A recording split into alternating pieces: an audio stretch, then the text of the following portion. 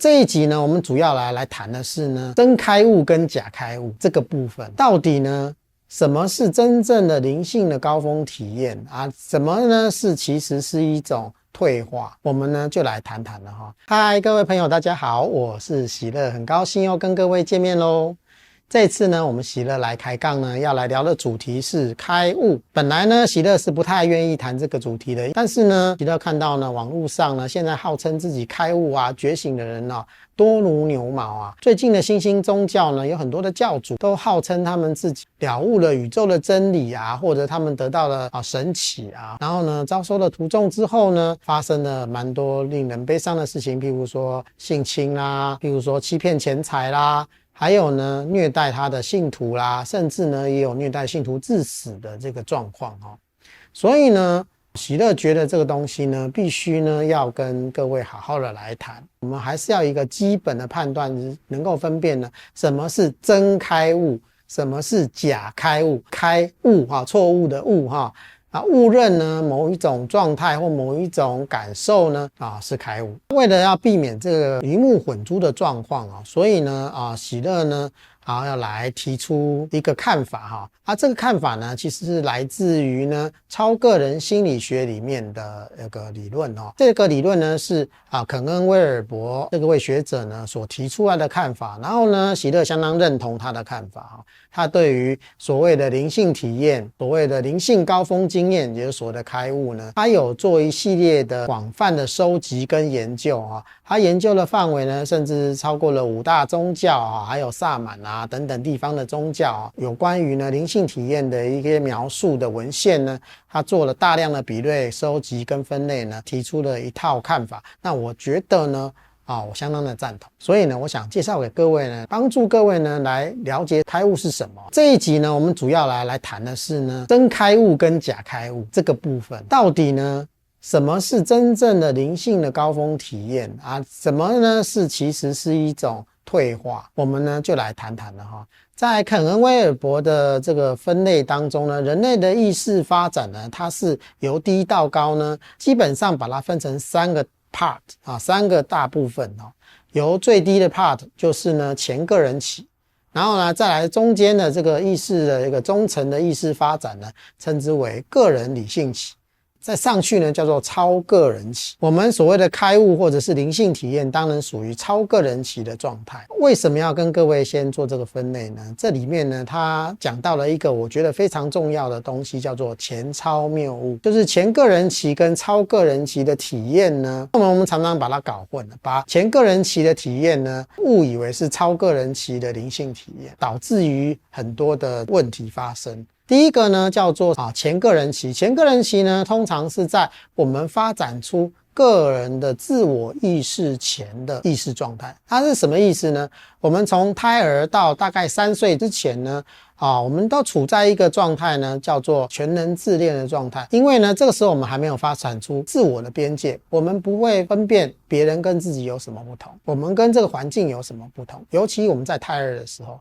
我们是存在妈妈的子宫当中，我们不需要呼吸，我们也不需要觅食，我们只要存在本身就很足够了，就很圆满了。所以呢在这个状态当中，我们会有意识，然后会有感受，但是呢这个感受呢我们没有办法分辨呢是自己的或者是别人的，一切都是自己。这个状态我们称之为全能自恋，就是一切都是自己，宇宙都是我，而且没有任何的差别，没有好坏。因为呢你没有思考逻辑，你不会有好坏，你也不会有高下，高下的分辨也是思考而来的，也没有自己跟别人的界限的分野。既然全部都是自己，就没有别人，没有别人就没有所谓的我这个概念出现了。因为一切都是一起的，都是混沌的，都是混在一起的状态。这个状态呢其实是一个动物性的状态，就是一个绝对自私的状态。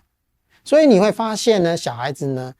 非常非常的像个小野兽一让他不高兴他就哭，他就闹，他在地上打滚，所有事情都要顺着他的意，不然他就要大哭大叫然后完全的崩溃有养过小孩的人应该是非常非常能体会他这个状态，就是他完全是只有情绪跟感受，是吧？所有东西呢都要顺着他才行。这个状态呢其实呢是非常的自我跟自恋的状态它并不是超越自我的状态，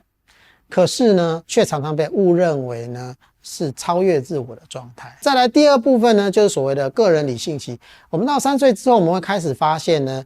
有别人跟有自己，我们会开始有一个自我意识。其实呢，只有高等的动物才会有自我意识，比较高等的意识，它会发现呢，环境跟我呢是不一样的。譬如说叶子掉下来，我们能够控制它吗？别人肚子饿了，我们不知道，我们呢的肚子饿了，别人也感觉不到，所以我们就会发现这里中间是有所差别。那慢慢呢就建立出来了我跟不是我这样的一个界限的分别，然后呢慢慢就发展出理性的思维，分辨别人，分辨我跟环境不一样，然后呢也不是所有的事情都能够顺着我的意思，开始呢从经验里面得到了这样的结论，开始呢能够界定出来，哦，这是我的身体，这是我的想法，这是我的情绪，这是我的感觉。那别人不一定知道我的感觉，我也不一定知道别人的感觉。可是在3岁之前，他会认为他的任何感觉你应该都知道，因为他分不出别人跟自己，所以呢他肚子饿的时候，他就认为你应该要知道，如果你不知道，他就要暴怒。那再来呢，就是所谓的超个人期，发现到呢我们人类有一些意识状态，就所谓的宗教体验呢，是远远不是我们的个人跟理性能够涵盖，它是远超于个人的状态，不是一个理性范畴或自我范畴里面能够想象的或者能够体会到的状态，我们就称之为灵性的体验或者是超个人的体会。我们所谓的假开悟呢，通常是退回了这个所谓的前个人期的状态，也就是呢我们在某些状态之下，我们的这个理性的思考的东西呢，思考的所谓的前额叶的部分呢，是暂时的被压抑或停止了，它的自我消失了，他感觉不到有个自我，这一切都是一体的，他要感受到这个一体，他会认为一切都是合一的，有时候会伴随着光明的觉受，片光明，没有边界也没有自我，也没有身体，身体呢的界限也消失了，完全跟这个大自然合而为一了，它是一个合一的状态很多人呢体会到这个状态会认为那个叫做开悟，可是其实这里面呢跟真正的开悟呢其实是有很大的不同的。有时候呢它其实掉到了前个人期的这个所谓的全能自恋的状态，然后他就会认为呢这个是一个神圣的状态，然后他就开始认为呢我们的自我，我们的理性思维，我们的思考，我们的念头呢全部都必须要被停止，全部都要消失，才能回到那个没有分别的无限的状态其实这个无限状态就是所谓的子宫状态啦，也就是所谓的全能自恋的状态，比较原始比较低阶的意识状态，不是真正的超个人的体验。前个人期呢它有一个明显的特征呢是什么呢？它会有魔幻思维跟神奇思维，有2种。什么叫做魔幻思维呢？所谓的魔幻思维就是因为既然一切都是我，所以呢我的意志可以影响到现实的世界，就有点像巫术的状态，我们可以用自己的心智去影响物质的世界，这样的思维呢就是呢自恋时期的典型的特征。第二种是神奇思维，因为我们发现我们只要哭，然后呢父母就会把奶水送上来，所以呢我们就会觉得说我们外在有一个神，那我们透过这个神呢，我们就可以影响这个世界，让这个世界顺从我的心意，这叫做神话的状态如果呢你的体会里面包含了这2种典型的前个人期的思维模式的话，很抱歉，你真的没有开悟。这一切都是我所显化的，其实这是巫术思维。真的是这样吗？你能显化出一个不会死的身体吗？可惜不是嘛，物质界不照着你这个方法来走。超个人的体会是他同时体会到了这一切的无我性，因为这个自我本身的这个界定呢，其实不是一个实有的实在的东西。他体会到这个无限的当下，他同时也能够知道呢这个分野的存在。打一个比方我们呢看到每个浪花，我们可以承认每个浪花跟浪花之间是不一样的，我们也尊重这样的不一样，但是我们也知道我们的这个本质核心的部分是都是海，都是大海。这样的体会呢才是呢所谓的超个人的体会。所以呢超个人的体会并不会否认呢所谓的个别性个体性这样的东西的。如果呢我要用佛经里面的一句话来描述超个人的体会呢，就是呢善能分别诸法相，于第一义而不动。这什么意思呢？我能够知道一切都是不一样的，我们可以分辨这个跟那个不一样，但是呢，在分别这东西的当下呢，我们对于它的本质的体会呢，却没有任何的动摇。我们对这个一致的核心的体会呢，是不动的，是没有任何的动摇的。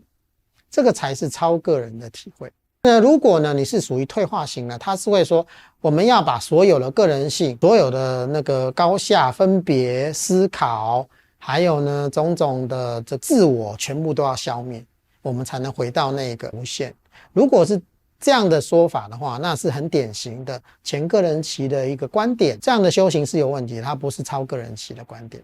好，这是一个很重要的分野哦。然后呢，我们就来谈到呢，如果呢我们误认了这个所谓的前个人期为我们修行的这个体会的核心的时候呢，会产生什么样的弊端哈？产生什么样的危险呢？第一个哈，就是呢它会产生泯灭式的观点。我们刚刚讲的，我们要消灭所有的自我，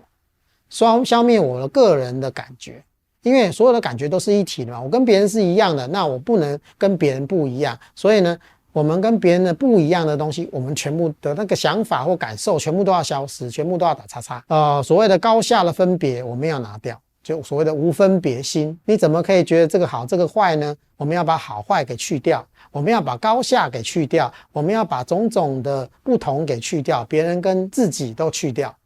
完全的泯灭，完全的打消，完全的否认。我们在修行上，如果呢采取了退化式的这种方式，就是我们要否定我们的自我，我们要否定自己的感受，我们要否定个人性，我们要否定理性思维逻辑，否定所有的分别，全部都打平啊！如果是采取这样的态度的时候呢，我们会产生修行上的什么样的歧路呢？你会发现呢，你长期的经营在这片混沌的然后呢没有边界的状态的时候呢，第一个你容易发生的就是所谓的通灵病。你会发现呢，因为你跟别人没有界限了，你会觉得别人的感受就是你的感受，然后你会非常非常的敏感啊，我们环境发生了什么事情你都会受到打扰，然后到哪里你都觉得能量不好，所以呢你会非常敏感，你会发现呢你没办法搭公车，因为每个人都在内心都有一些 murmur 啊，能量都很杂乱。然后呢，你就觉得非常的痛苦，因为你没有边界，感受太多了，全部都跑出来。然后呢，因为你没有筛选的能力，你也没有过滤的能力，然后呢，你全部都塞到你的身心当中的时候，你会爆炸，非常的痛苦，会非常的不舒服，甚至会生病。这个叫通灵病。长期待在自我边界薄弱的状态的时候，最容易产生的第一个现象。第二个现象呢，发现呢，他会越来越的情绪化，也就是他开始退化的像小孩子一样，开始喜怒无常，情绪的起伏会非常大，并没有呢控制自己情绪的能力。好，消弭了这些边界，就是在压抑我们的前额叶，我们前额叶会被关掉嘛。那前额叶被关掉的时候呢，控制自己情绪的能力，这个东西就被取消掉了。所以呢，你会发现这个人呢，开始呢喜怒无常。很多的这些新兴宗教的教主，他到后期的时候呢，说他很容易生气，然后喜怒无常，疑神疑鬼，怀疑东怀疑西的。为什么呢？因为他长期的处在高度敏感，然后没有边界的状态的时候，他会承受这个困扰，情绪又没办法控制，然后他就开始觉得呢，别人要害他，就有一个被害妄想会出现。这个场地很烂，我说要净化，让能量变得干净，不然他就会很痛苦，会很不舒服。最后呢，他可能就是说你这个信徒呢，因为呢他身心是污秽的，所以他也净化，然后就去用各种的什么虐待的方式去净化他。所以呢，为什么会有虐待信徒致死的这个状态？美其名是替信徒消除业障不准他喝水，不准他吃饭，然后给殴打，然后呢各种体能的操练虐待他的身心，说这样子叫做能够达到的净化的效果。这个呢都是属于进到这个退化的状态更深，然后呢开始有种病态的状态出现的时候所产生的行为。他开始呢有控制欲，因为呢在自恋的状态之下是不能忍受别人跟他不一样的，因为一切都要以他为主，一切都要以他为尊，那你怎么可以跟我不一样不一致？他就会暴怒，他就会想要去消灭这个状态，就是控制。然后呢控制的方式有可能用恐吓的用虐待的啦，或者是团体的力量去批评等等的这些方式呢，来达到他的目的所以你会发现呢，这些人到后期呢，都会很有控制欲，然后呢，就会想象呢，有黑暗的势力要毁灭这个世界，所以呢，我们要怎么做，种种的这种妄想就出现。到后面比较病态的时候，他就变成精神分裂的状态，因为呢，他的自我边界呢，整个都瓦解掉了，然后呢，开始分不清现实跟想象。各种的情绪的出现呢，他也无法控制，就是内在会呈现一个失序的状态。这样就非常非常的危险。所以呢，我们不能修行这种所谓的泯灭自我、泯灭个人性、泯灭是非、泯灭所有的理性思维的这个修行方式，都带有一定的危险性。今天呢，我们就先讲到这里了哦。如果各位朋友呢觉得我们内容还不错的话，欢迎按赞、订阅跟分享哦。如果呢想要得到新的影片通知，请按小铃铛。谢谢各位的观赏，谢谢。